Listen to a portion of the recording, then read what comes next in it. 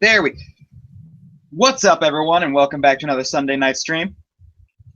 Hello, Proton Reviews and Fan Edits here, formerly known as Kenman Rider W Reviews and Fan Edits. Tonight we will be talking about Pokemon and Digimon. Yes, we will be. I'm El Chizo, and I'm hosting the call tonight once again because JT won't be able to join in until about 7. But you know, it's like we've come prepared. We've got our food with us. Yes, we do. Feeding. So let's open up with what Pokemon is as a franchise, because we're going to be comparing the two franchises as a whole rather than just games or anime. Yes. Pokemon, if you guys don't know, is a Japanese series or franchise, video games, toys, memorabilia, and all that.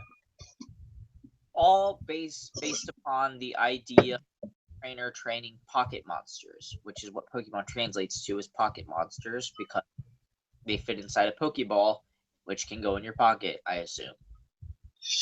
Yes, the idea actually came from originally these are Gashapon pods. You can get them at, you know, those quarter machines you see outside of like supermarkets and drugstores?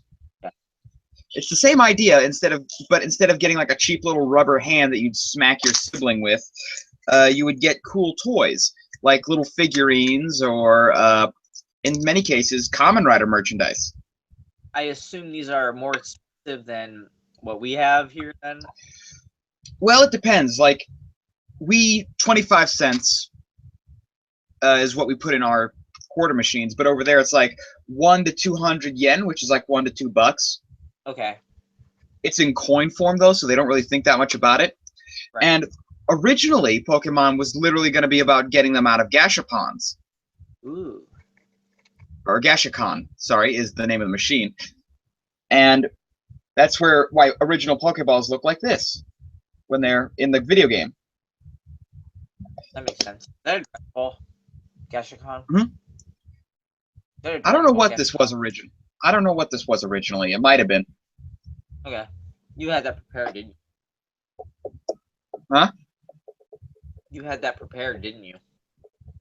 No, I was just sitting over here. I've got way too much stuff lying around. Okay.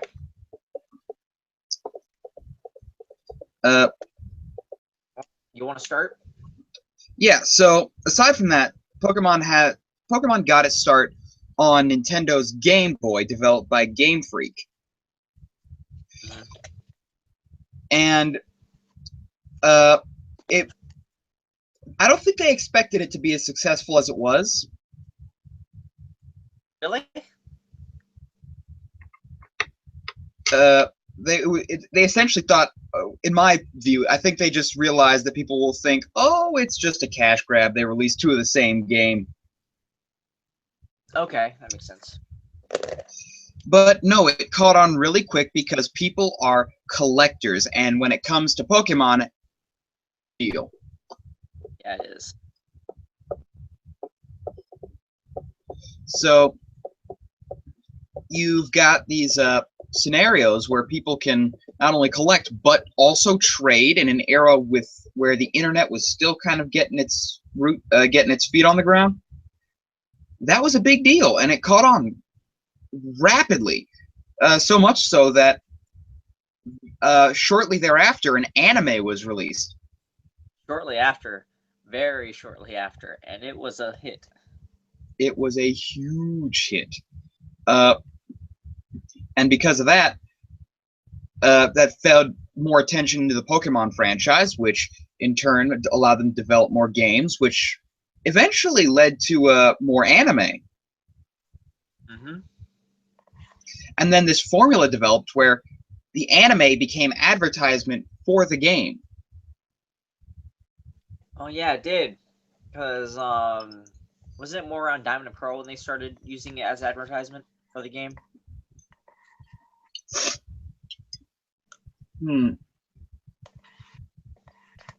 No, I'd say it was right there from the beginning. Okay. Because, like, think about it. You've got 150 Pokemon. Yes. That every episode centers around at least one or two. Mm-hmm. That's more than enough for 2 seasons. And then movies are for legendaries. Yep, so there's plenty to work with. Oh yeah. What about the difference in trainer characters and how it differs per anime and game? I think the biggest difference, because like you've got Ash, Misty, and Brock, I think the difference is that they actually have character development in the anime, whereas in the game, they were more or less just there as Ash is an analog for Red. Misty and Brock are both gym leaders, so their personality is only meant to exist for a few short text boxes in the game. What about Team Rocket though, and how the lack of how Jesse and James were characters made up for the series, but they weren't in the game until Yellow? Absolutely, I think. Okay, that could be fair. I think perhaps a little more thought went into the anime. Then again, it could just be the sake of adapting, because you need to have consistent villains to look at. Otherwise, the show gets boring. They weren't really villains. They were just bumbling buffoons like the Three Stooges. They were trying to be villains. They were the Three Stooges. You got Meowth, Jesse, and James. Yeah, Meowth was definitely Curly. Mm-hmm. Who'd be Mo? I think Jesse would be Mo. Larry is. Yeah. I think that fits them pretty well. The Three Stooges played a big role into their characters with that series, like inspiration. I don't think so. I think that was mainly a Western thing with the characters. Yeah, well, of course. I mean, the Western thing, the with the voice acting and how they were portrayed. Of course, they were still the same in Japan, and I'm sure Japan knows nothing about the Three Stooges. But yeah, I think it had more to do with their voice acting. Yeah. While we're on the topic of them, do you want to discuss that banned episode? I think we should save that for another video, because the purpose of this video is to be comparing 2 franchises. Okay. Speaking of which, so like when you have the show come out, obviously that leads to more merchandising opportunities, such as toys, which we've all caught the bug from. I think somewhere around here I've got a Hoenn era Pokedex. Uh-oh. I think Kenny froze, ladies and gentlemen. Kenny. Uh-oh. Well, while he's getting it, while he's figuring this out. Yeah, here it is. Hoenn era Pokedex. And it was always so confusing for me. Oh, there you are. Sorry, it for some reason phased out for a bit. Okay, I was just showing the people my Hoenn era Pokedex real quick. This is not a review or anything. This is just me kind of showing off. Ooh, does it work? Yeah, I put batteries in it a little while ago. Let's see. I don't know if the screen will pick it up, but Hasbro. It's got all this nonsense. If I just What year is that? Let's see. It was Hoenn, so like Pokemon Advanced and No, 03 to 06, I think. It's between that era. I think I want to say 03, because that's when Ruby and Sapphire came out. Could have been. I think I got this. I don't know when I got this, but yeah, it's obviously not just a standalone Pokedex. You have to cram more in there for it to sell for the price point they want. So it also has like search mode, ranking mode, trainer mode, which is essentially your trainer card. Okay. Your favorites, you know, the Pokemon that you like the most. Clock mode, yes, it serves as a clock. Mm-hmm. It's got a little mini game where you can run around capturing Pokemon, and a couple of mini games and some options. Overall, nothing really. Well, how do you YouTube here? I just noticed Huh? I noticed my YouTube image there. How'd you connect to my YouTube?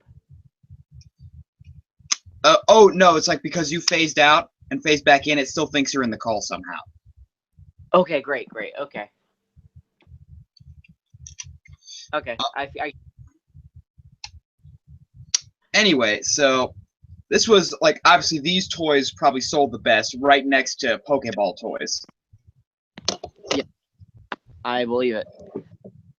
My favorite Pokédex has to be the original one from 1999. Yeah, the super rare, expensive one now. Yes.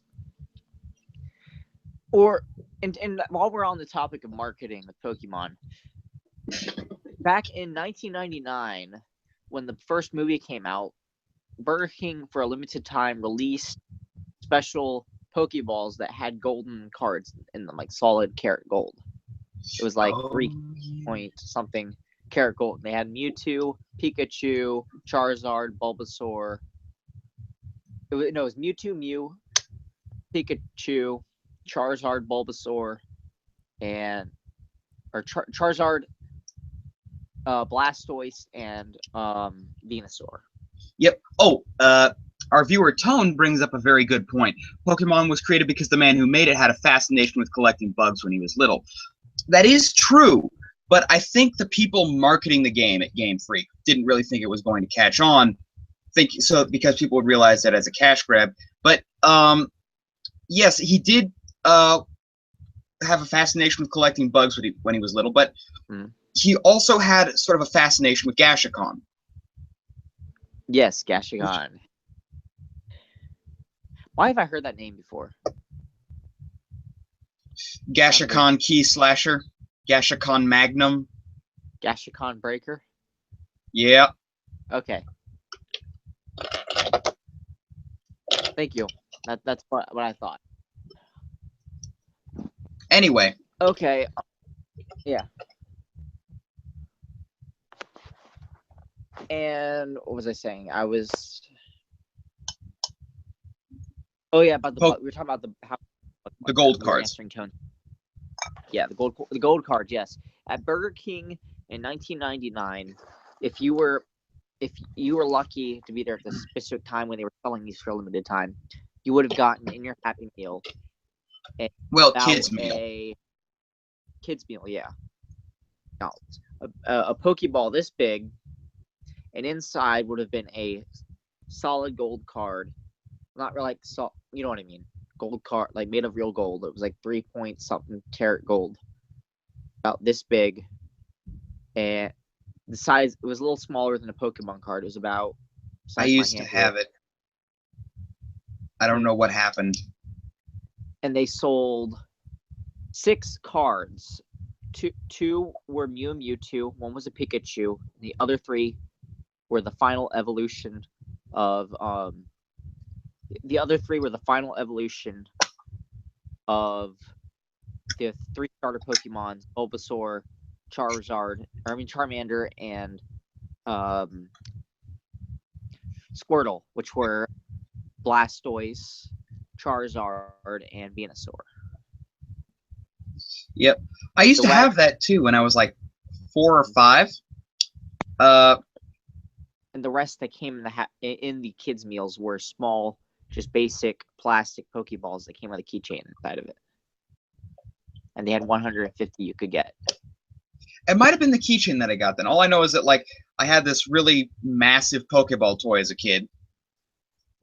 And the hinge broke, and my dad fixed it with, I believe, epoxy and a piece of rubber. Okay. So I remember having the Pokeball. It might have been the keychain or the card. I have no clue. Probably not likely that it was the card then, because that would have been expensive, and you don't want to get that for a 4-year-old. When did the other surprise show we're going to be talking about tonight? When did that release? I want to say it was in the 90s. I want to say late 90s also. I feel like late 90s. After it came. Yes. Quick check. Quick check. What's wrong? Just checking our facts so that we can Okay. 1999. Okay, 1999 was it? All right. When do we want to go into the topic of that show? I think to start, let's talk a little bit about the Pokemon card game. Yes. Pokemon card game started in 1996, I want to say. Yes. Yeah. And it started off with basic trainer cards, Pokemon, and the 151 Pokemon. There were like multiple versions of the Pokemon cards you started with, right? Yep. And trainer card. Yeah, it was a phenomenon. Everyone I knew had at least a few, and it wasn't because they knew how to play the card game. Some of them did know, but like for the most part, they just liked the pictures. Mm-hmm. That was me. That was definitely me with Pokemon cards. I love the pictures. Yep, I mean, I still have a somewhere. If you're yeah, I have one somewhere where Pikachu's like running through the trees, and you're looking down at him. Uh-huh. I'm not. They're all somewhere in a box. Do you have an ancient Mew? I do not have an ancient Mew. I had a friend who had an ancient Mew, but no, I never owned one myself. Did he see the movie in theaters then? Because that's how you got it. He must have gone. Mm-hmm. When Pokemon, the first movie, came out in theaters, no, it was in September 14th, 1999. You would get a special card that said Ancient Mew on it. It was basically it was designed to look like a ancient plaque with Mew drawn on it. And it was given to anyone who went to see the movie in theaters. Unfortunately, with the movie's re-release, they did not give Ancient Mew cards because it re-released September 14th. I went for my birthday because as an early thing, it was October 14th because when I wanted to go see it when I was younger, I think I couldn't, so parents couldn't afford it at the time, so I didn't see it when it first came out. So 14 years later, I finally got to see it in theaters. Yeah, that was a birthday wish finally fulfilled. That was definitely worth the wait. Yep. So still have that song actually Pokemon vacation. Oh yeah. Where I'll be. Now Pokemon actually released a couple of games besides their video game. They released the trading card game, and they had their trading figure game. Trading figure game? It was like a combination. It was a board game and like HeroClix. Oh, was that the one that had the stadium that you could put them on, and then they would fight each other on it, and they would pop off? No, you would like they were on little spinners that you would spin the figure on. Oh yes, I remember that. That was and that was back when the spinner figures were a thing. Yeah. You figures, then you would roll them. McDonald's sold a lot of those in the 90s. Yep, I remember.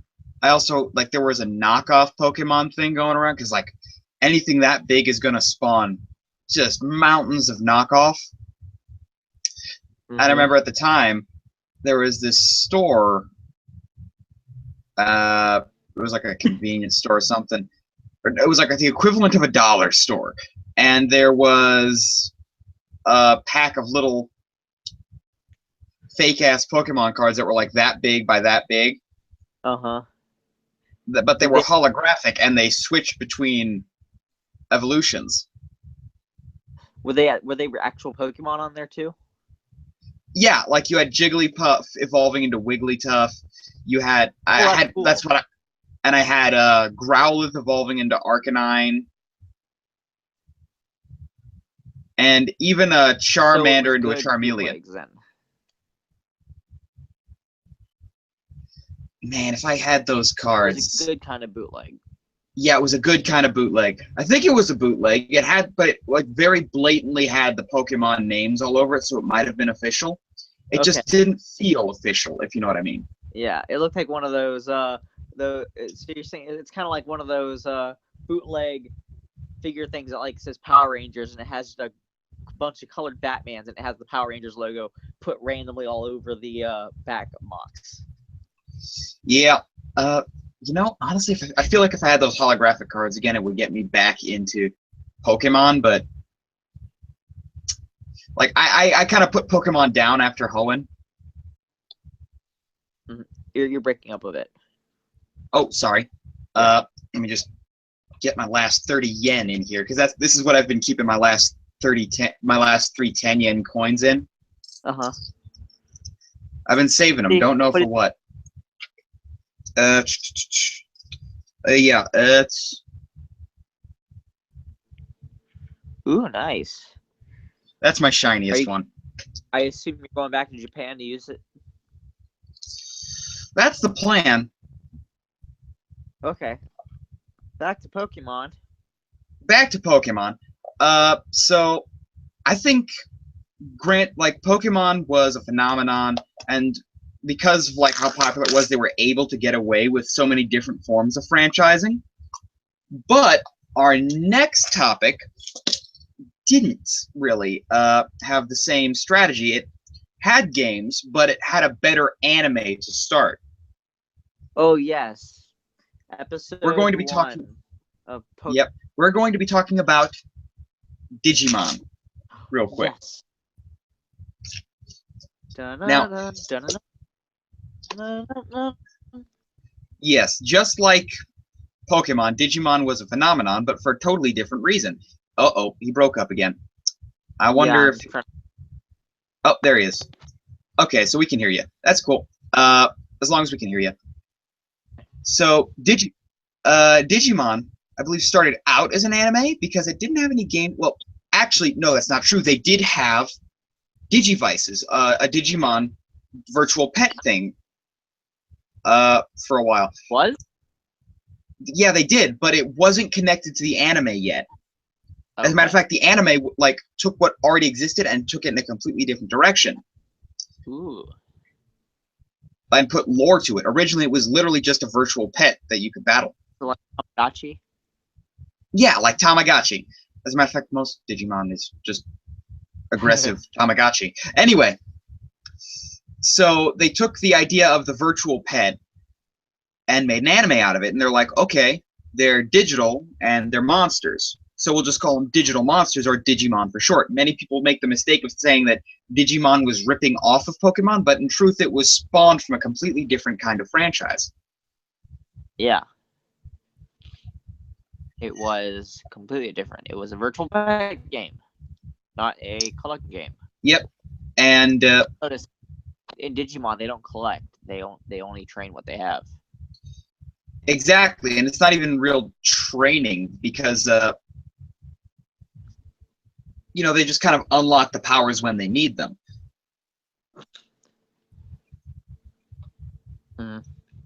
Now, let's talk about the we'll talk about the toys later. Let's talk about the Digivices on their own for now.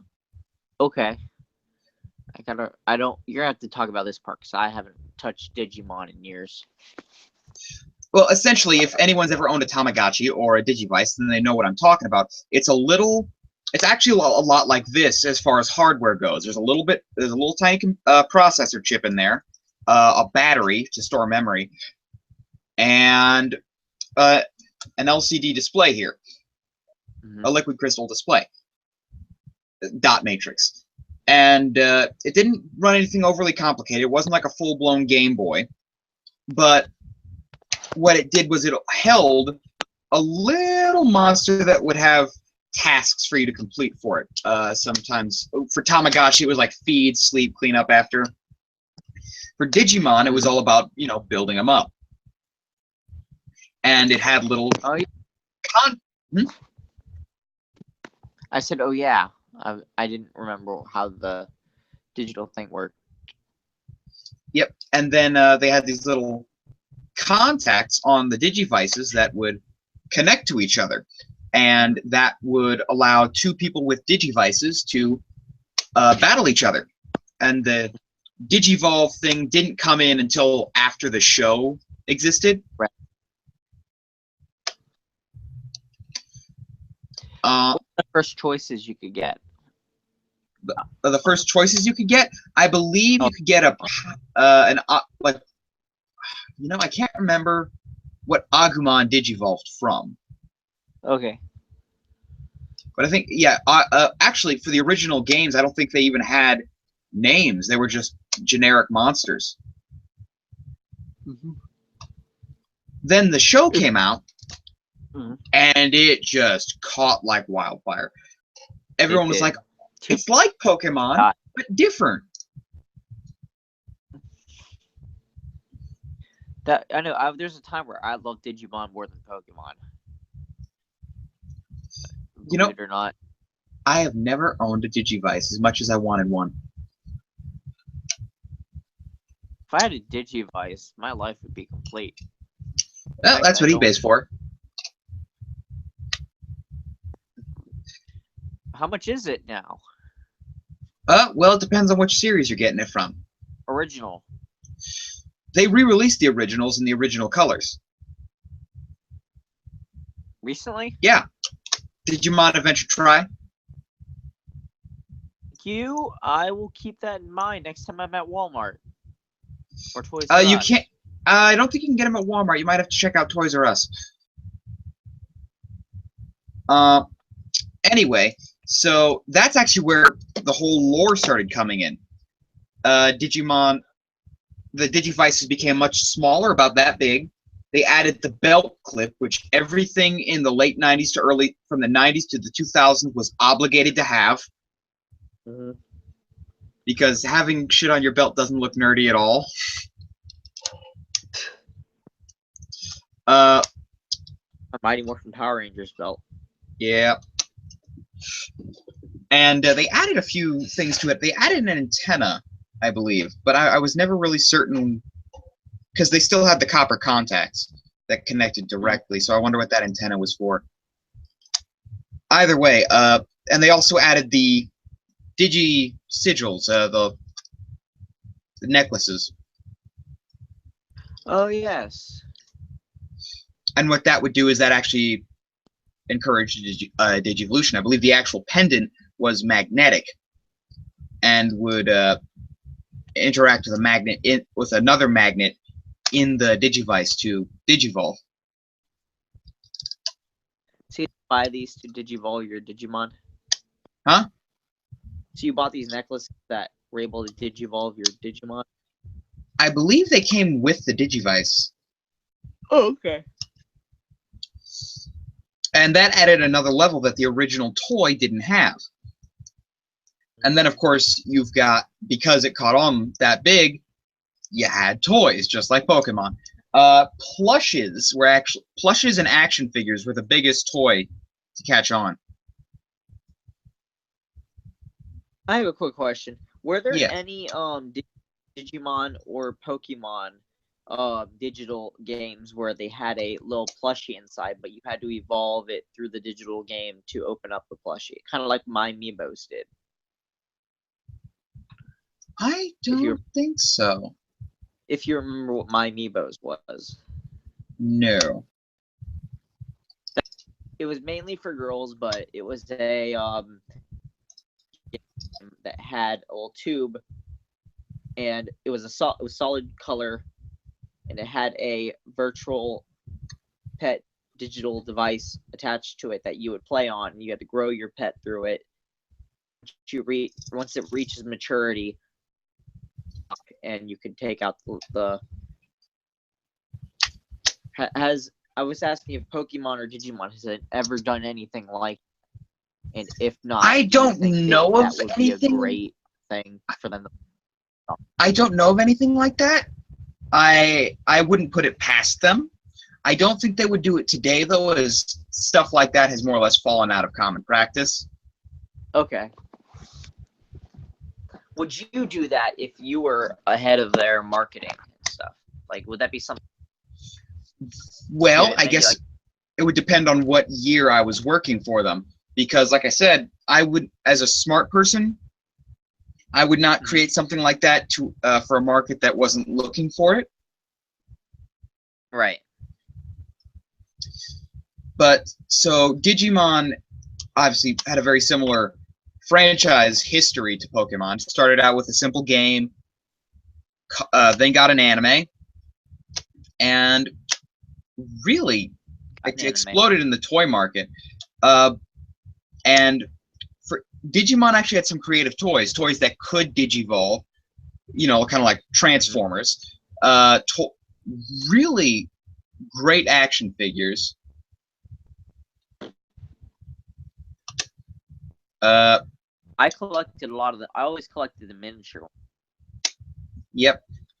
Oh, and actually, the Digivices did change over time. The core thing that kept their franchise going. I believe after the first version, they had a larger second version, which I believe had a little more processing power and allowed you to do more complex stuff. Okay. Then they had the third one with the cards. What was that series?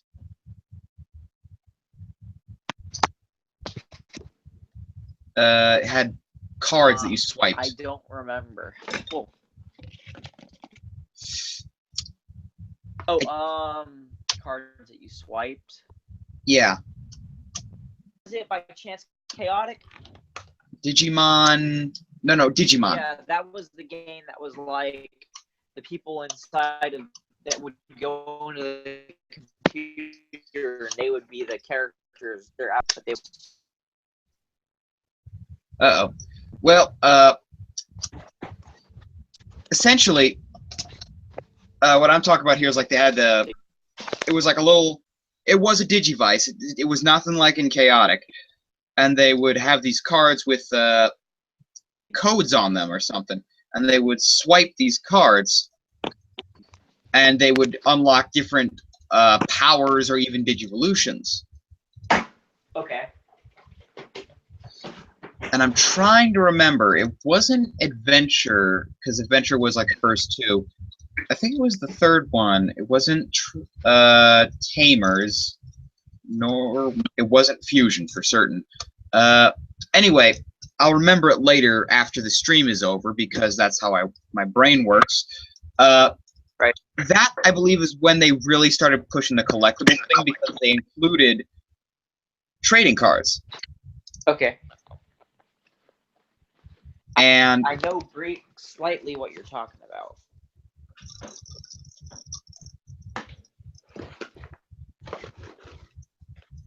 so anyway, my knowledge of Digimon has faded over the years. it had Growlmon and Renamon and Lopmon. Who was the one that looked like Ninetales from Pokemon? That was Renamon. Renamon, okay. One of Renamon's Digivolutions. Okay. So then they started getting really creative again with cards that I'm not certain were official or not. They were tin or aluminum, and there was a little pop-up thing that folded out from the back. Okay. I do remember those. You said pop-ups, right? Like tin? Well, like the cards were tin, the pop-ups were paper. Okay. But they did have like a little bio on the back, so they were more like, they weren't playing cards. They were not like for a trading card game. They were like baseball cards. Right. And it's like, I really don't have any. I probably don't have any right to get these these merchandise items. But a little nostalgic part of me would be like, that's pleasant. Yeah. That was me with Pokemon back in. It was about a year ago when I got back into it. My friend gave me a Pokemon Blue for my birthday. Oh.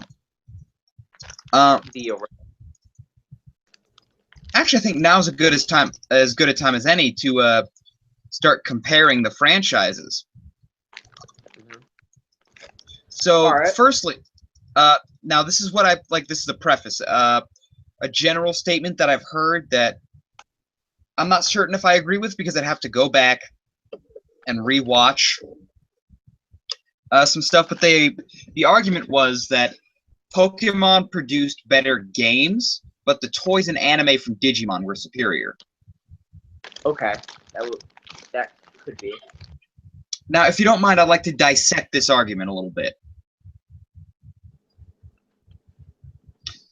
I think what they're saying is that obviously Pokemon as a collecting game is more addictive, and therefore you definitely invest more time in it. You keep coming back to it. Whereas with Digimon as a virtual, like they had Digimon World, which really wasn't a spectacular game, and several different Digimon games on consoles, which I think was what really kind of killed it. Yeah, Digimon World. Digimon World 2. They had a bunch of games on console. I believe it was mostly PlayStation 2. What was Digimon World? It was like an RPG where you played a Pokemon. A Pokemon? Or Digimon. Thank you. Digimon, where you played a Digimon wandering around. You had a choice between the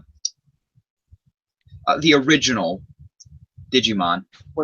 Was it like Hey Pikachu?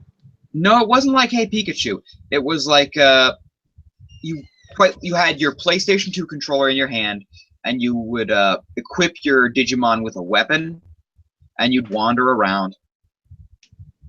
Okay. And take on missions and whatnot. So it was definitely like it was more catering towards the serious RPG nature, whereas Pokemon can be considered something of a casual game that gets addictive really fast. Right. But Digimon's anime was definitely more involved. Firstly, because it started out with a diverse group of characters. Mm-hmm. And it most assuredly put them in a situation that was where they were unfamiliar with their world, which I think made it easier to connect with them. Maybe. And if you continue going along that line of thought,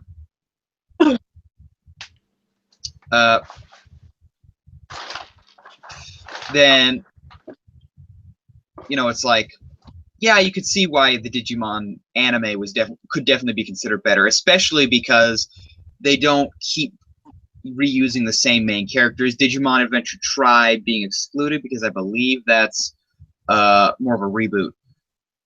Well, the same thing happened for Beyblade. They went after the first 3 seasons. They just went into a new characters and decided to make everything uncanon in the original series uncanon. Yeah. Another rant for another day. Include that later in the stream, but yeah. Yep. So then you've got the toys. Now, the thing about Digimon is like the flagship of their franchise was a toy. So they knew toys. They understood toys. Way before Pokemon decided to get into it, and Pokemon's like, okay, we'll release some figurines, some cars, and some plushes. That's what people like, right? Yes, but we would also like more. And Digimon was like, okay, we'll create Digivices that include collecting. We'll create awesome figures that transform. We'll just do all this amazing stuff with it. We'll include different chips that you can use. We'll create different ways to digivolve your Digimon in the Digivice so that you have more excuses to go out and get some of these toys because they all look cool. Mm-hmm. Uh-oh. I think... Oh, there you are. Yeah, I'm here. So, Digimon definitely had a better foothold in the toy market. I can agree with that. Once again, I need to plug my iPhone in real quick. Okay, doke. Okay, we're safe. So, I could see why they believe the anime and toys of Digimon to be superior to Pokemon, but Pokemon to have a superior game. However, I also want to really point out the major differences between these franchises as well as their similarities. Mm-hmm. So to start, I'm monsters. Monsters that you are partnered up with, more or less. Mm-hmm. Now, of course, the difference being is that the Digimon can actually speak, and you're not really doing the whole animal whisperer thing where you're trying to understand what the Pokemon are saying. Oh yeah. Honestly, I doubt any trainer actually knows what their Pokemon are saying. They're just making shit up. Yep. But then with Pokemon, you've got the feeling it's like it's less of a partner and more of a pet. And given the introverted nature of the people who like to play Pokemon, or the general market that Pokemon was aiming for, was kids who maybe got really excited about animals and liked, the idea of like, he can't talk, but I still love him kind of thing. Yeah. So they're definitely pushing more for an animal feel. While there are animalistic or beast shaped Digimon, Talk, so they do talk and they have distinct personalities. yes, very much so.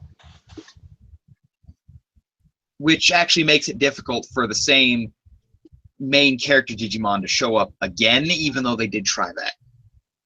Mm-hmm. Like, it was a different Agumon in Digimon Savers, or Digimon Tamers, I'm sorry, but it was an Agumon. Is Digimon Tamers the one that had the Lego brick Digimon? I don't know. It was the one where you had the little iPod looking thing and your hand would glow and you'd slap the top of it. Because there was one that came out like a year or two ago where they had Lego brick Digimon. That would have been... I bet you that's Fusion. They would call it Cross Wars. Cross Wars in Japanese, but yeah. Wasn't that a sequel to the original series? I think they were all sequels. Okay. Like, all the main characters are still there. Yeah. Okay, another major difference. With Pokemon, you had the whole collecting thing, so they each had their own individual little containment units. Whereas with Digimon, you had one, so the single containment unit definitely felt like it had more power because it carried more importance because you only get one Digimon. Yeah. And of course, the Digimon movie tells us why we should not try to make another. I don't get it. One of the characters had two Digimon that were born from a twin egg, and he loved them so much he wanted to try to make a new one, and that new one got infected by a computer virus and tried to take over the world. Oh. Okay. So that's definitely a major... I wanted to. I will. You can find it. It's just you got to hunt for it. Mm-hmm. But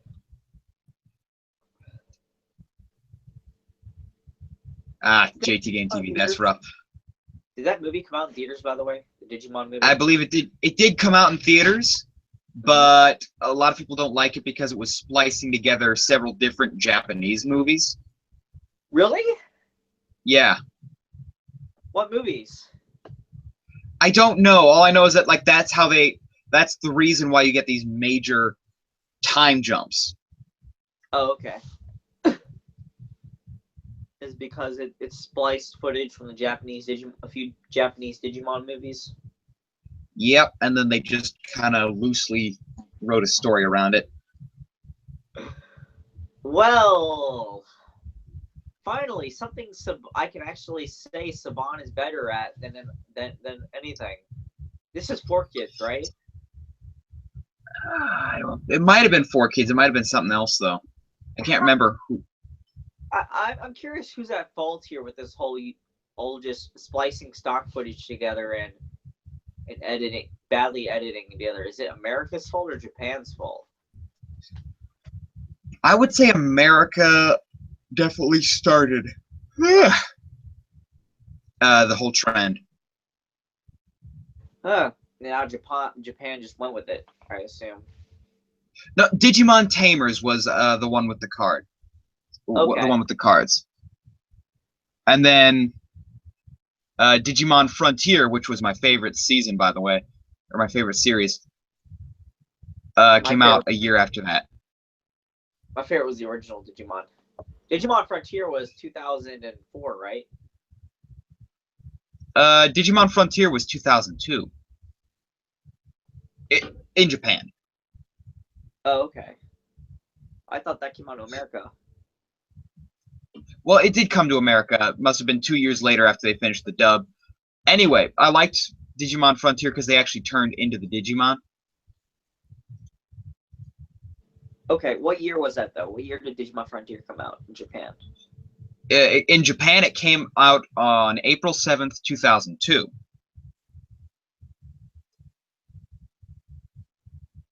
Okay, so then that one came out a little later in Japan. That came out in America in 2002 then.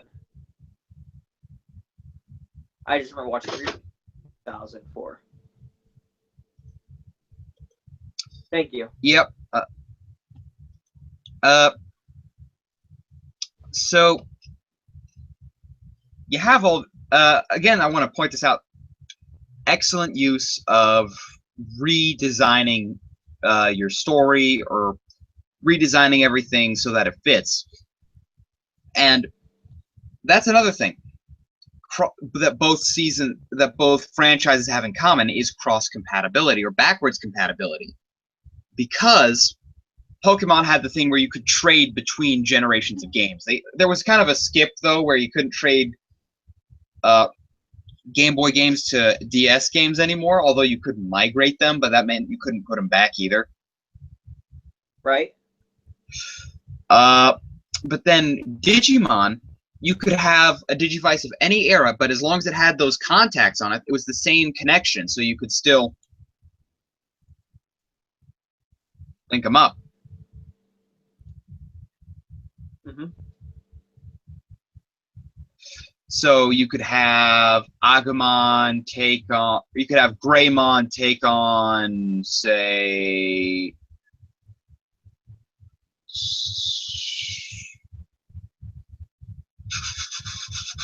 I'm blanking out here. I'm trying to think of another series. You could have Greymon take on one of the Gold Armor Digimon from the second season. On.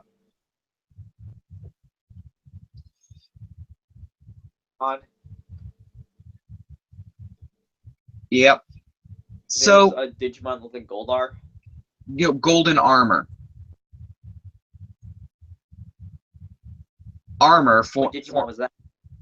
It wasn't one Digimon. If you had a golden Digi-Egg, you could use it. Oh, okay. I thought you said there was a Digimon that looked like Goldar. No, Golden Armor. Okay. Shall we move on to another part of this discussion? Since we were blanking out on this part.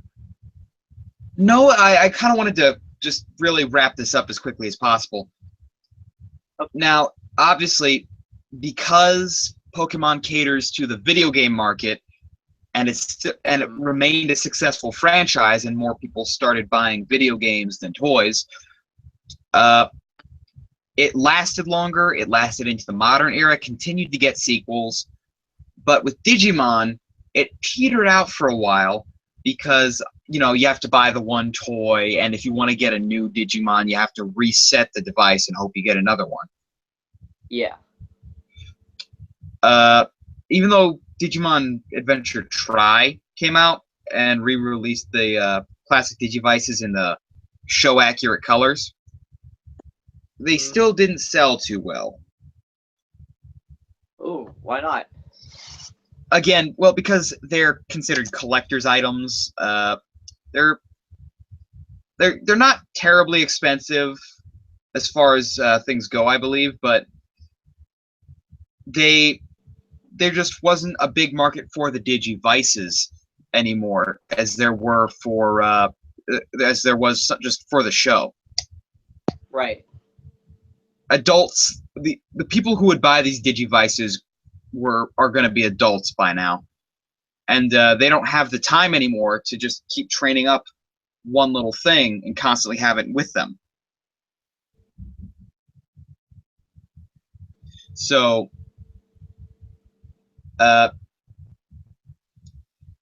sales on Digivices aren't really as strong as they used to be, despite it being a really cool thing. Yeah. Now, I think as long as we're on the subject of digital games, like the little LCD games, this would be a good segue. Let's talk about another franchise that lasted into the mid-2000s called Scanners. Mm-hmm.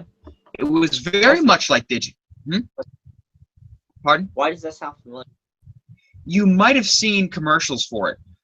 See, the shtick with Scanners was it was very much like Digimon. You would get monsters that you could battle and whatnot, but in order to find those monsters, you had to take your device, which had a barcode reader on it, and then just go out and scan barcodes, and it would take the information from those barcodes to generate an enemy for you, or something to collect. So it tried that sounds to. Interesting, actually. Yes, for those who want to find out more about this, go watch. Yeah, I'm still here. Anyway, for those of you who are interested in finding out more about scanning video games or video games that involve scanning something, go check out Scan This, which is a Jew Wario show. You can find it on his main channel. Okay. I believe he did have an episode on Scanners. He had an episode on Scanners Racers, but Scanners themselves was very much like Digimon, in which you would fight monsters, and if you won, I believe you would collect Digimon. And the thing is that if you saved that barcode, it would still be the same creature as before. So maybe if you're not a high enough level, you could just cut that barcode off the back of the magazine or the soup can or whatever, and save it until you were a high enough level. You just have to, keep them organized. Scanners Racers took that idea and decided to say, okay, but racing game, cars. So you had this little handle thing with a tire on it, and in the center of that tire was the barcode scanner, and that would give you cars, parts, racetracks, and enemies to race. And you could also link all these up with your friends.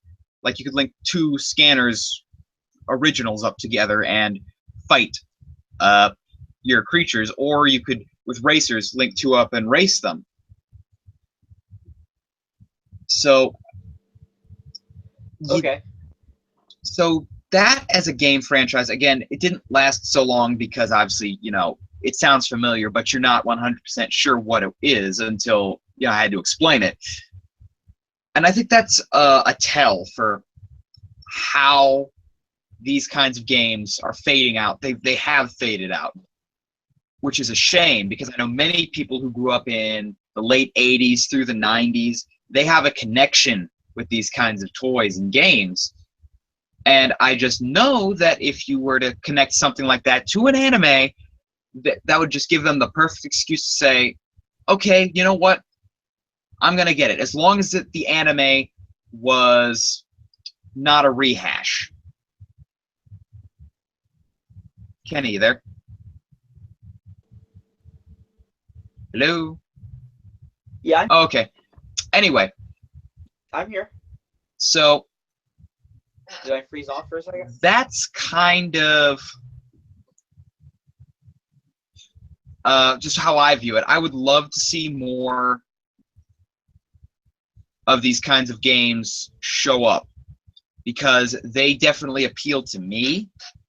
But at the same time, I know that just wanting to see it is not enough to get the toy made. You have to have people who want to buy it.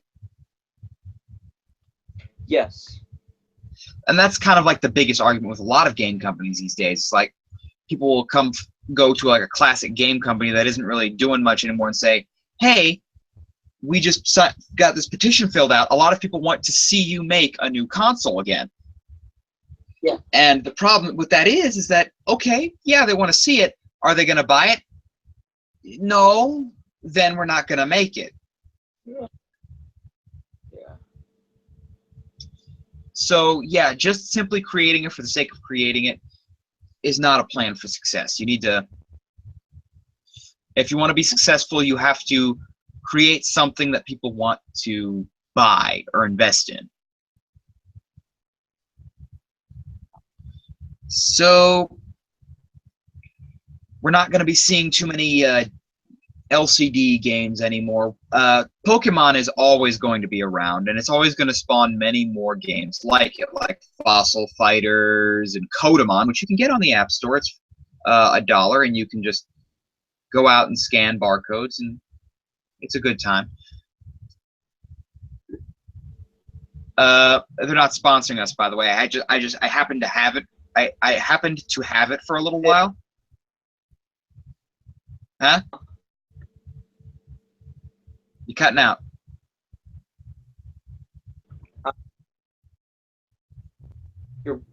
Say it again. You broke up for a second. Well, what I was saying was that. Dang it! Now I lost my train of thought.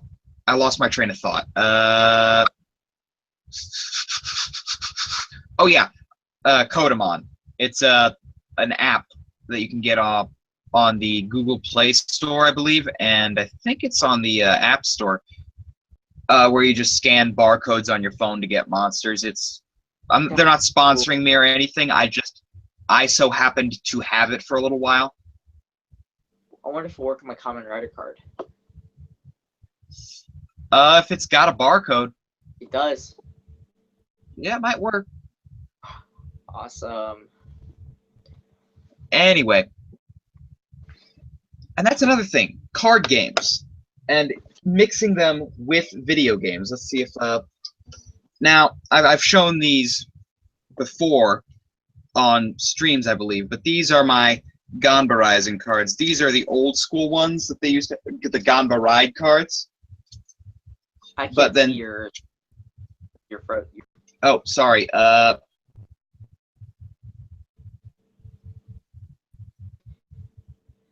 Can you see these? I can't. I just see your frozen screen. Oh, I hope that's not showing. I hope that's not showing up on the video. No, yeah, we're fine. Anyway, so cards with video games.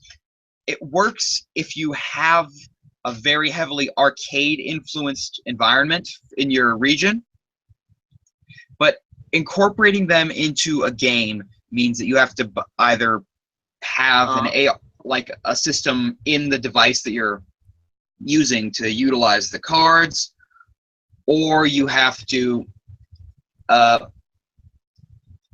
create an adapter for it, and that's a problem. Why is that a problem?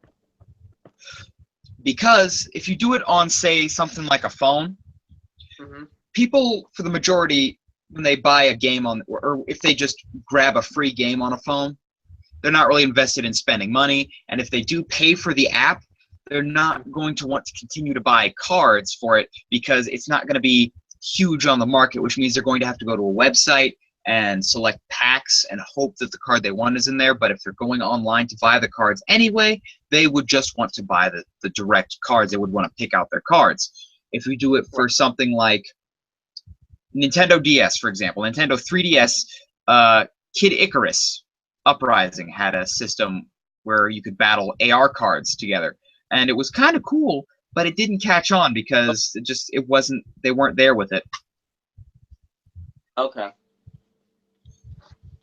So And then you have to create an adapter in other cases, which means that you're going to be spending more money just on the adapter, and then you have to spend more money on the cards, which, again, is going to dissuade people.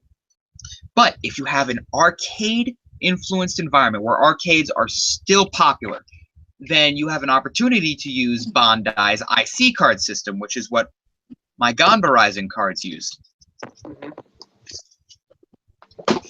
And I think the idea is that they've got little magnets in them, and that's, or magnetic tabs rather, like on a train pass. So that's how it figures out which one is which. And at the same time, just by playing the game on its own, you get free cards, or you get free cards for playing the game. It's like a slot game, right? It's a combination of slots, rock, paper, scissors, and a fighting game. Because all I've seen for Ganbarai games so far are Kamen Rider. Yeah, Ganba Rising is the only one that has it, although One Piece has their own IC card game. You have... Of course, One Piece would... Pardon? Of course, One Piece would have a Ganbarai because One Piece is pirate themed, and yeah, slots, pirates, money. Actually, with the One Piece version of the game, it's not Ganba Rising. It's actually a different kind of game. It's just the card system they use is the same, or similar. Okay. After you beat the game, it's a fighter game, I believe, or something very similar to Dynasty Warriors. You fight off a certain number of enemies. I believe you accrue points, and then you use those points to build a character card that it will print for you, rather than just having a big old stack in the machine that it spits out. Okay. So wow, they made the Ganbarai home makes cards, like prints cards inside. Well, it's not a Ganbarai game. Okay. Oh, sorry. Whatever the Ganbarai, yeah, it's an IC card game. Okay. An IC is a system developed.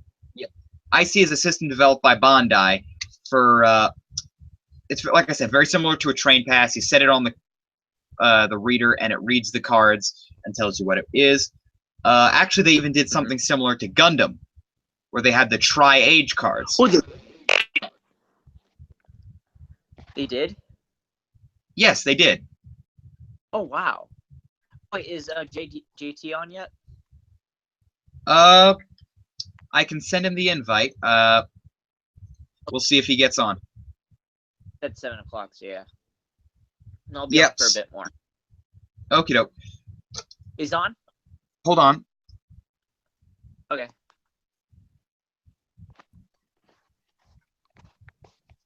We'll just shoot him the invite and get him on here. Then he and I can go over some stuff when you have to leave. But so yeah, arcades definitely produce a wider variety of games that definitely take more creativity to design, and because it's a larger project, so it's such a big thing that you have to actually go to the arcade to play it.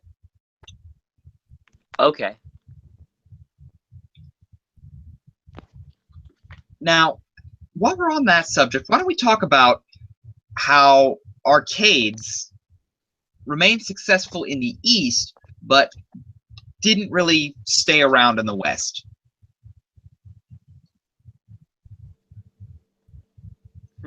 Okay, what was it? That stayed in the East, but didn't go West? Arcades. Oh, yeah, arcades. Okay. So we're going to deviate from Digimon and Pokemon for a bit? Yeah, might as well. Okay. Talking about... let's just go on to game-based things of like Pokemon and that in general, since they're... Yeah, we've been on for about an hour. It's a good point to deviate from it. Yeah. What I was saying is that arcades are definitely a different... I'm not going to say a genre, but it is definitely a group of games unto itself, completely separate from console gaming, because oftentimes arcade games get ported onto the console. Arcade, like for example, you know what? If you go at Dave and Buster's, I know this is a modern example, but still, Dave and Buster's, you got games like Batmobile Race or whatever, and you got Jurassic Park for Jurassic World. You sit inside this booth and you shoot and you clear. It's a clear the area up game where you shoot monster. You're stuck in an area and you shoot and then you move forward and then shoot, clear it out. Oh, it's like Time Crisis. Yes, Time Crisis type stuff. Time Crisis is a classic, by the way. Yeah, absolutely. The thing is, though, is that as consoles get newer and newer, they definitely have the opportunity to incorporate. Fighter originally? Huh? Wasn't Super Street Fighter arcade game originally?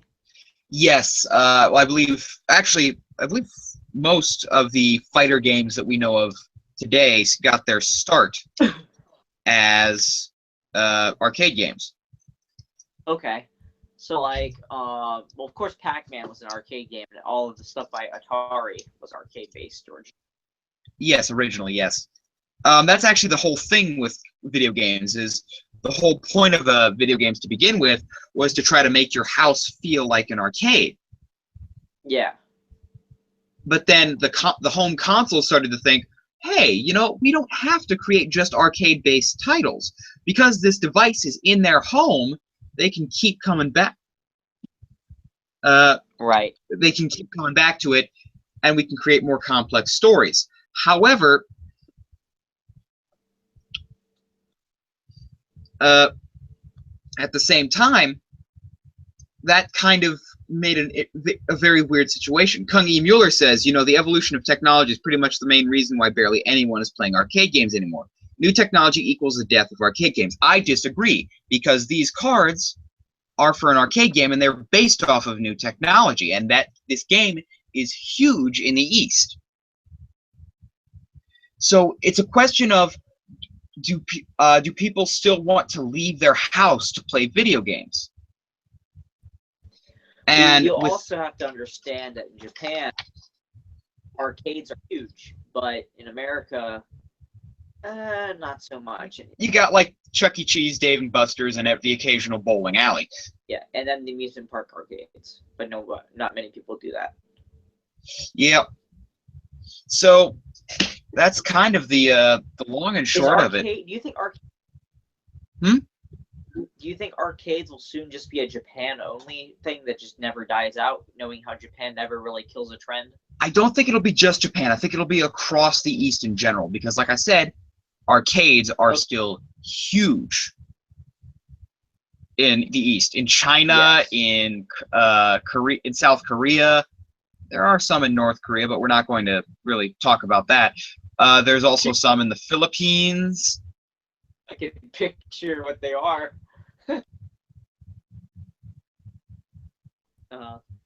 Now, do you question here to bring up? Do you think that the reason why a lot of things that you would think people move on with, but are surprisingly are still in Japan? Do you think? I'm curious. Does Japan? Because I've noticed Japan has this thing for not getting rid of a trend, but just keeping it and blowing it off until the sheer end. Kamen Rider and Super Sentai are a complete example of that. I think it's because Japan is very much of a different mindset.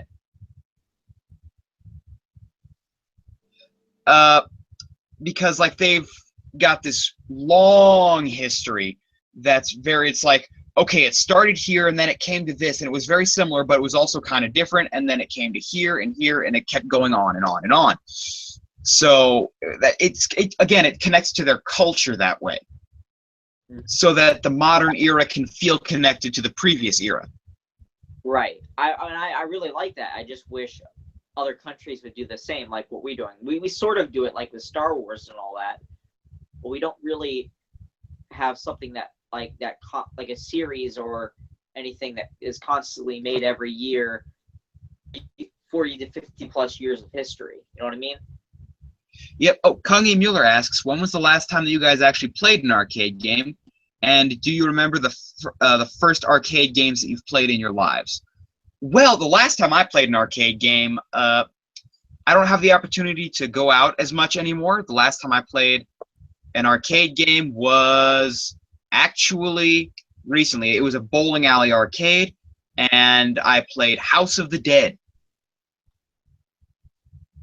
I But last my time I went or I played an arcade game, I was at what'd you say you were at? and the game was it was Aliens, not Resurrection, it was Retaliation or something like that. And my first arcade game was Pole Position.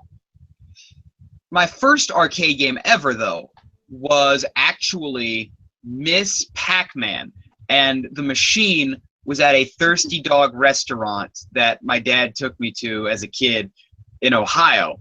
And since then, like, I've discovered I have a knack for the older arcade titles because, like with Pac-Man and Donkey Kong, especially Pac-Man, I've got the formula for Pac-Man up here. I memorized the movement patterns of the ghosts. I know which versions of Pac-Man move faster and which ones move slower. And it became an obsession that I didn't even realize I had.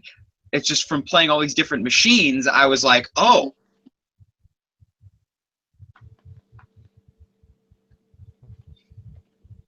But I love the classic arcade titles like Pac-Man, Donkey Kong, Frogger. Ooh, Frogger. I love me some Frogger. What about Dig Dug? Loves Dig Dug. And I love the top-down shooters like Galaxian. Yes, and Galaga. And Galaga. You know, I noticed the USS Enterprise is in Galaxian. So it is. Yes, it is. You notice that ship looks like the USS Enterprise. Yep. I like Bosconian. I liked Centipede and Millipede, and I love asteroids, man. That probably makes me sound like a friggin' hipster, but I love asteroids. What about Space Invaders? Space Invaders, of course.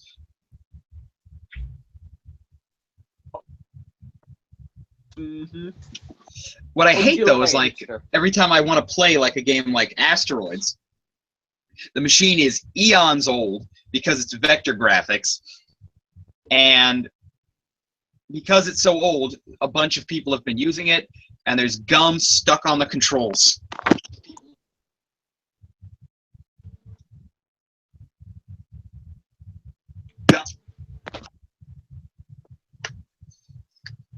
So, yeah, frustrating.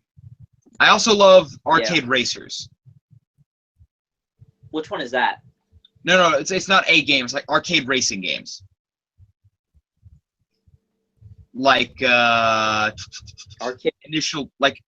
Racing games where you have the chair and the wheel.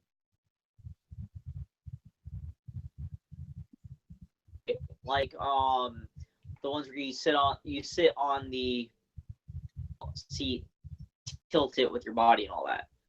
Yes, like that. So that would be games like games like Arctic Thunder. What about it was USA Cruise or something like that? Might have been one of them. There was definitely many arcade versions of Gran Turismo. Okay, yes, there were.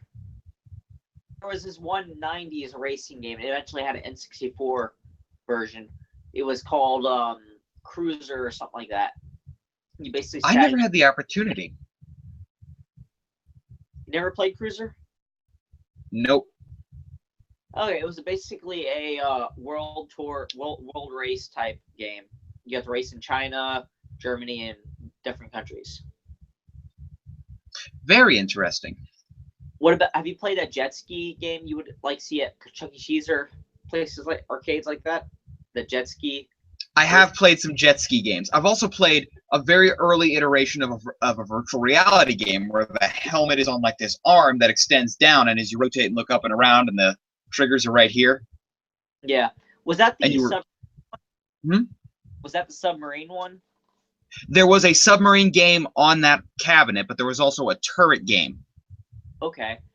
I played a lot of whenever I played the VR headset games or the ones where you look through. I remember playing a shark game. Actually, no, never mind. I'm thinking of the game that was like Time Crisis. But anyways, there was this game you were like underwater and you had bow shooters and you would shoot at sharks that were attacking, and the seats would shake. I may have come across that one. It's a good one. Classic, but it's great. If I might say, my all-time favorite arcade game is X-Zeus. X-Zeus. Oh, so yeah, I'm still on. I'm gonna look it up right now, though. So my face will go off for a bit. Yep. EX space and Zeus, like Greek mythology. Okay. Continue talking, Kungi Mueller. Kungi Mueller says, you might not know this, but the very first U.S. arcade game, even though it wasn't very popular, was Computer Space, which came out in 1971. That is very interesting. Computer Space. Was it, Kungi Mueller, do you know if it was vector graphics or if it was, like, pixelated? Okay, X-Zeus is a giant robot game. Okay. Yes, it is, and you would sit in a cockpit with controls, and the cockpit shook around as you moved. Was it a first-person based cockpit game? It was third person. Oh, okay. But the creatures you fought were very reminiscent of Godzilla monsters. I definitely like the look of the game. Like you said, it looks like Gundam. A little bit like Gundam, a little like not strictly Gundam. It definitely has very real robot inspired visuals to it. The last time I played it was at a Dave & Buster's. I recommend that the next time you go to D&D, definitely look for the machine. I will. At Dave & Buster's, have you ever played this 4D zombie simulator? I can't say I have. Okay, it's a recent one. Came out like a year or two ago. Oh, I haven't been in Dave & Buster's for like 5 years. Okay, then yeah, you haven't come across it. But there's a zombie shooting Time Crisis. Again, another Time Crisis type game, but it's 4D. You're inside this room, and then it sprays. The water will spray at you at certain points and all that. And it's 3D. You look through these glasses while you have these glasses on while you're playing. Interesting. The machine. It is cool. Now, have you ever played the original Tron arcade? I have not. When you say Tron, do you mean the one with the lines? Where you try to cycle game. There are actually 4 different games you can play in it based on which direction you move. One being a disc battle, one being fight the master control program, one being light cycles, the other being I can't remember what the other. I know what you're talking about, but I've not had the opportunity to play it. Like con or something or arcade, and you see it, play it. It's good. It's one of the ones you have to climb inside, right? Of Tron, your curtains look like a recognizer from Tron. Huh. I guess they kind of do. Oh, Kungi Mueller talking about Computer Space. It was originally supposed to be the coin-operated version of the 1963 game entitled Space War. However, between the beginning of 1971 and the 1971-1972 holiday season, it was computerized. Oh. Ah. Interesting. Speaking of coin-operated games, let's talk about pinball for a minute. Because I love pinball. It's one of my favorite games that you can play in an arcade that isn't a video game. Right. It's still an arcade game, though. It is definitely still an arcade game, and they only get better as time goes on. You can actually join pinball leagues. I couldn't hear you there. What about foosball? Foosball's good. Coin-operated. I used to have a foosball table, actually. Ooh. So like where you toss it and it goes into the holes? You mean skee ball? Skee-ball, yeah. Yeah, foosball is the one where you spin the handles and the soccer players kick the ball around. Oh, okay. Okay, yeah, that's what that is. I think of skee-ball. Yeah, skee ball. I love skee ball, but pinball is my jam, man. Because like Yes. I can sit there, and if I can just zone out and shut off my like outer sensory perception, I can just zone in on the game, and I feel the ball move around the table. Mm-hmm. And I think I get that from my mom. She's a pinball nut. She's often considered renting a pinball table from Rent-A-Center. Yeah. Have you ever tried any of the Old West style arcade games? There's an arcade in in Virginia Beach that's called Flipper McCoy's, and they used to have an Old West shoot 'em up game where they had like mechanical like bear and deer, or like just dangerous animals that would charge at you, and you'd have to shoot them with an air rifle. That was like you had it right, and it would blow air in its direction, and the sensors would make it stop and fall down. I've never seen a game like that. Although I have seen a game called Big Game Hunter. Yes, but that's a PS2 game. Well, it's actually an arcade game too. It's a a sensor gun. That's a computer-based game though. This one's more classic arcade-based, where it was actual like models set up that would. Yeah, I've not come across anything like that. Okay. I have a high appreciation and enjoyment for those type of arcade games also. The more mechanical based instead of computer based. You know what I mean? Yep.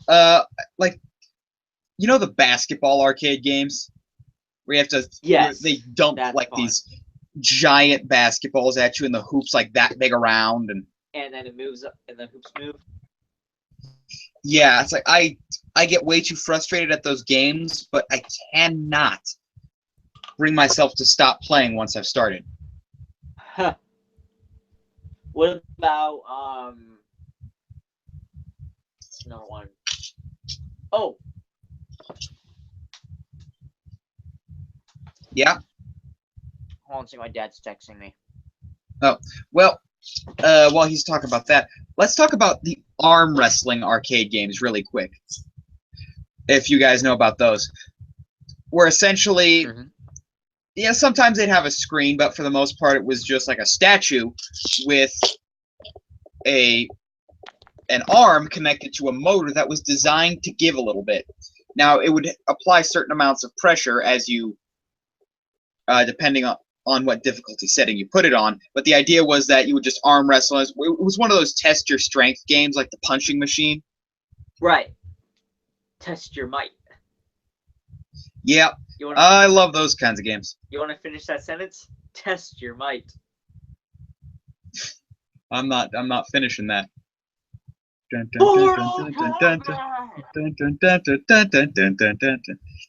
Don't before I go, because I will be humming that all night. But damn. Okay, so there are great arcade games besides video game cabinets, like air hockey. Mm-hmm. Who doesn't love air hockey? I love air hockey. I will again waste $20 on an air hockey table just to keep playing. You really spent $20 to play a nonstop round of air hockey. Dude, do not screw with me at air hockey. Okay, I won't. Seriously. Yeah, it's like I'm a ninja, man. It's just... Okay. My eyes do not leave that puck. Where's JT? Is he on yet? He might not be able to make it, I guess. Okay. You want to go to Q&A now? Yeah, I suppose this would be a good time for Q&A since we've already been talking for an hour and a half. Yeah. Well, anyone have any questions? Well, Kungi Mueller definitely asked us a few questions. Mm-hmm. Any we have not answered yet? Well, this isn't a question, but Tone mentioned gaming in Japan can get you fired. Now, I've not heard that. I'd like to hear some more about that. Kungi Mueller asks, gaming in Japan can get you fired. I don't know how. I'd like to know. But Kungi Mueller asks, did you know that there was an arm wrestling game entitled Over the Top? There's actually a YouTube video about that game, and it was just like an actual game of arm wrestling. Is it by chance like one of those mechanical cowboy characters you would arm wrestle? That's what I was talking about earlier. It might be something different though. So no, I don't know of an arcade game by that name. Questions, anyone? Well, while we're waiting on questions, I think now would be a good opportunity to reiterate, viewers, we do need you to go onto our Twitter and give us topic ideas for next week. We can't because we were really expecting you guys to have something for us. We can't. It's going to be more and more difficult to keep coming up with new stream ideas because we're not entirely sure what's going to catch with you guys. We want to know, like, what games do you want us to talk about? What arcades do you want us to talk about? What franchises? Yeah. We'll talk about anything you guys want us to. As long as we know enough about it to talk about it. Yeah, we know about it. Like, for instance, this series, like, we knew a little bit more about Pokemon than Digimon, but for the average viewer, that might be normal. Then we know a lot about games, so and I especially know a lot about arcades because I'm an arcade potato. Like, if you guys wanted us to talk about Game of Thrones, I guarantee you I would ditch that stream because I know zero to nothing about it. Same. But if you wanted us to, but if you wanted us to talk about something kind of goofy, say like our favorite video game controllers or the evolution of video game, that's an idea. If we don't have too many other ideas by next week, then we will talk about game controllers. How about that? Let's do that, yeah. Include gamepads, controllers, modern, all that stuff. Yep, and actually Go ahead. Hold on a second. Let me go get my controller over here that I have. That's cool. I have a vibrating controller right here, translucent. It was made to go with a thing called neurofeedback, which is like a neuro testing program for the computer that you attach these things to your head, and then it also attaches to this and to your PlayStation, and then you basically play with this, and it vibrates whenever you get stressed and all that, and then the game stops. So yeah, This is a smart brain games or whatever. That's what this is called. It's a vibrating controller. Yep. Okay, Tone says she'll send me the links about gaming in Japan. Okay, thank you. Thank you, Tone. Mm-hmm. So, I think, gamepads would definitely be a good subject to talk about, especially because I review gamepads, mostly USB stuff, which I believe has a wider variety. And you've heard me and JT rant about direct input versus X input 100 times, so why don't we, like next week, if we don't get anything else, talk about different kinds Can we do TV games also? TV games? Sure, why not? All right, cool. I have a few I can bring in to show you guys during the stream. Now, when you say TV games, you mean those plug and plays? Yeah, plug and plays. Yeah, I've got a few sitting behind me myself. I have a Power Rangers one right here. Yeah, you did a review of that, right? I said how it was misleading because she had it was designed to look like Mighty Morphin, but the game was actually SPD. That is confusing. I wonder if they just had the mold sitting around. Mighty Morphin. The game itself was SPD. Yeah, I just wonder if they have if they had the mold for the shell sitting around. Uh-huh. And then they just stuck the game in the pre-existing mold and hardware. Yeah. That would make sense. stream now, then? Yeah, I guess this would be a good place to end the stream. Thank you all so much for watching. Remember to check us out on Twitter at weekend_dojo. Check out our Facebook page, Weekend Dojo. All right. Remember to go back to the Weekend Dojo YouTube channel and check out the feature channels. You'll find me. You'll find me, El Chisel Reviews. You'll find Kenny, who is now Proton Reviews and Fan Edits, and you'll find JT. And you'll find JT Game TV there. We hope to see you soon. Thank you all so much for watching. We truly, truly appreciate your viewership. And once again, we will see you next weekend. I'll see you later, Bugheads. Stay electrified, everybody. New outro. Yeah. Or stay electrified, my friends. All right. Kiyosaki's. Later, everyone.